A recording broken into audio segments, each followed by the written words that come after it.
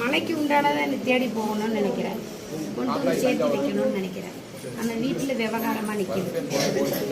சரியா? விவகாரமாக நிற்கிறதுக்கு காலங்கள் முடியுது. அதை முடியும் போது நீங்கள் மாற்றி கொடுத்து கை கழிக்கிறது நல்லது. அதை மாற்றி கொடுக்கலன்னா உங்களுக்கு தான் பிரச்சனை. நாளைக்கு உங்களோட காலங்கள் முடியும் போது இதில் இதனால தான் அடப்பு இந்த மாதிரி பிரச்சனைகள் வர்றதுக்கு உண்டானது. சரியா? ஏன்னா அந்த சாப நிவர்த்தனம் சரியாகாது, முடியாது. இந்த சாபங்கள் உள்ளுக்குள்ளதான் நிற்கும். அதை வந்து மாத்திக்கணும். ஆனா கை கழுவிக்கிறது நல்லது. அதை விட்டீங்கன்னா இன்னைக்கு நீங்க போய் தான் உங்க காலம் முடிஞ்சிடும்.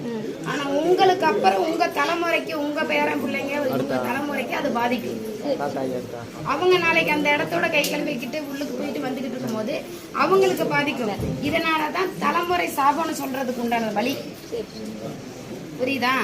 உங்க தலைமுறை முடிஞ்சா இன்னும் ஒரு 10 தலைமுறை முடியும் போது உங்களோட சாப நிவர்த்தனைன்னு சொல்லுவாங்க. இதுதான் காரணம். இல்லைங்க, நான் கோயிலுக்கு போய் உழந்துங்க, அதே கோயிலுக்கு கும்பிட்டு எந்த இடத்துல போனாலும் மாத்திக்கிறது நல்லது. சரியா? கொஞ்சம் இந்த கால் சாமி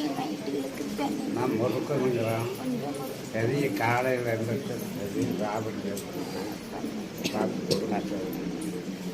பொறுமையா உட்காருங்க.